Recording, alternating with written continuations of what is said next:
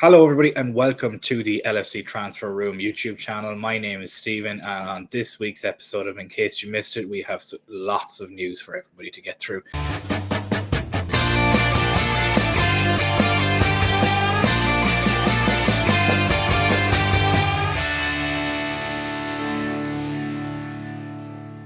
Apologies for last week's episode not being out. Bit of a slow week, but we have this week jam-packed with as much news as we possibly can, so hopefully that you enjoy it. Before we get into it, I do want to ask that you do like and subscribe.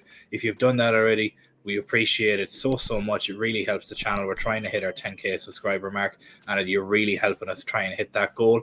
If you've done that, if you've liked and subscribed already, please just make sure that you have the bell notification on for all of our future videos and live streams. We're live every day from 7:30 UK time. 7:30 p.m. UK time, so that way then you won't miss out on any streams or videos going forward. So without further ado, let's get into the news. It's been reported that Real Madrid are looking to bolster their defensive line by targeting Liverpool's right back and local boy Trent Alexander-Arnold. It seems as if the Galacticos are looking to pay about £70 million for him. But in my own opinion, I think it's a bit of just paper talk. I don't think anything's going to happen on this, but Trent's contract is up in 2025, and so far there's been no talks about renewing it. So anything can happen, and some people think that with FSG as owners, and if we get £100 million of Trent, they'll jump at that opportunity. So other people think that Trent is untouchable, and then there's some people that fall in the middle. I think Trent is untouchable. I think if the FSG sell Trent Alexander-Arnold, Anfield will be torn down in a matter of hours following that, and he won't even reach the airport to fly to Spain, in my own opinion.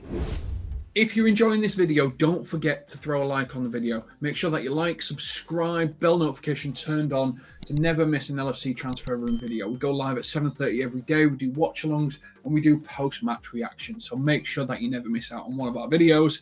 Now back to the video. Moving on from potential outgoings to potential incomings, Liverpool have sent scouts over to the Sporting and Benfica game that occurred just before the international break took place to follow heavily linked left-sided centre-back Goncalo Inacio, and very lightly linked but still a very good player and somebody that we've reviewed intensively is Florentino Luis, who is Benfica's centre defensive midfielder, a great option as well. Now both of these players do have release clauses. Goncalo Inacio is being at €60 million following his increase in contract from €40 million during the summer, and Florentino Luis has a €120 million release clause in his contract. However, it has been reported over the summer that Benfica were willing to let him go for much less than that. This just seems to solidify the rumours, especially with Goncalo Inacio, that we are very much interested in the Portuguese player. And to be perfectly honest, if we got one of the two of those players in whatever facet we can, I'd be very happy with that. I've looked into both of these players very intensively. I believe Goncalo Inacio is the next Virgil van Dijk, and I believe that Florentino Luis is the next Fabinho. And if we got either of those players, it would bolster us enough that we could nearly go on and challenge for the title, especially if we got them in January. If it comes next summer, it comes next summer. But I genuinely believe if we got either of those players in January, we will challenge for the title, and that is absolutely positively fantastic news if we did get either of them. As it is the international break, all of our players have gone to their respective countries to play their international games, and we have a few noteworthy performances. First of all, we have Mo Salah with his 4 goals, because what else would he be doing on an international break other than scoring 4 goals? We then have Darwin Nunez, who comes on and scores a late goal. We also then have Luis Diaz single-handedly playing like a man possessed against Brazil, where unfortunately he scored 2 goals against Alisson, but I'm pretty sure that Alisson would have had a bit of a smile on his face during that game. We then had Dominik Szoboszlai, who decided to score 2 for Hungary and secure their place in the European competition next summer in the Euro 2024. And then we have Diogo Jota, who was playing left back for Portugal, securing an assist for his Portuguese national team as well. And just to top it off and put the cherry on top, Trent Alexander-Arnold was playing in midfield for England during the week against Malta and secured a man of the match performance. It just goes to show that whether we're hitting form at an absolutely fantastic time leading up to the Manchester City game this weekend, and it's terrifying to think of what this front line could do, considering 4 of our strikers and 4 of our front men being Salah, Jota, Nunez and Diaz, have all come back with attacking outputs this international break so far. It's absolutely fantastic to see.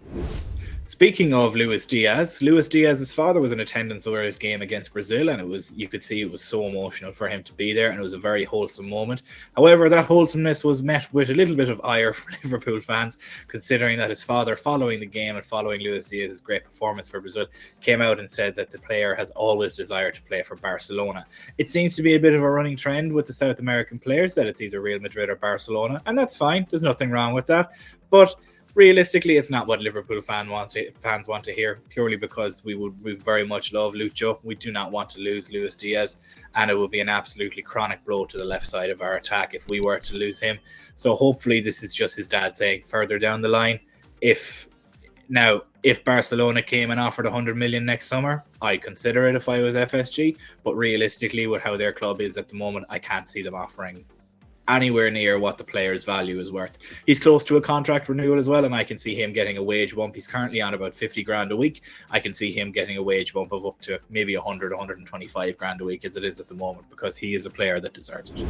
Now that the international break is over and we will now be moving forward to more Premier League action for the foreseeable future, thankfully up until AFCON in January, Liverpool look set to face off against Manchester City at the weekend, who have been up to some trickery.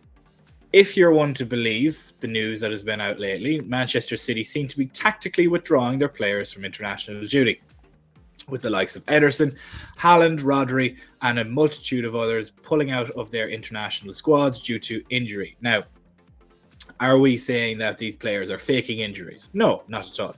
Are we saying that it's very funnily convenient timing? Yes, it is. There is no smoke without fire, and Haaland had an injury in his first game for his international team, which ended up having Norway knocked out of the European Championships that were due to take place next summer in the Euro 2024s. So it's a bit ironic that he values a league game in November against Liverpool over his nation's qualification to a serious competition. But I guess that's just levels, not like Dominic Szoboszlai scored 2 to secure his national team's place in the Euro 2024s. But there's levels to this, I suppose. If Erling Haaland is to play against Liverpool on Saturday, I'm not all that worried about it myself.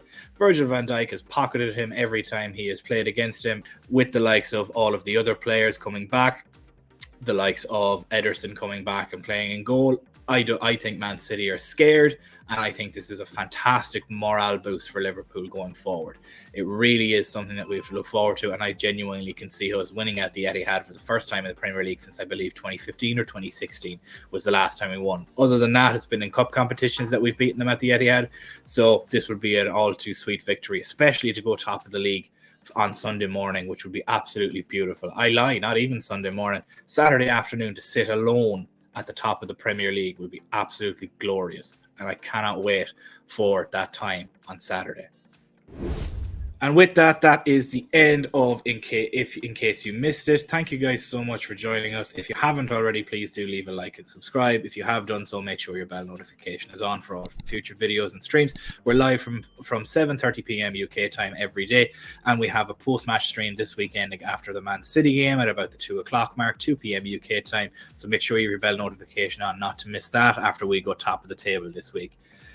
Other than that, guys, thank you guys so much for watching. If you have any ideas on what you'd like us to post or what you'd like us to do as a video idea, please do leave the comments down below and we'll get to them and we'll take on all ideas. Happy to make any content that you guys want. We will be doing some player analysis and player reviews and some expert analysis coming into the new transfer window for the months of December and January. I personally will be looking at the likes of what we need at player positions where we could look to bolster ourselves up. The likes of a left-sided centre-back are very, very prominent and public need for an out-and-out CDM or number 6, possibly a Salah replacement that would need to come in and shore up the right-hand side of our front three, maybe some depth in other positions as well, maybe a left-back and a left-sided centre-back, maybe even a right-back to allow Trent to move up or even get some backup for Trent. Multitude of things that we look at, so make sure that you have your bell notification on to get all of those videos. But without further ado, this has been In Case You Missed It. Thank you guys so much for watching, and I hope everybody has a lovely evening.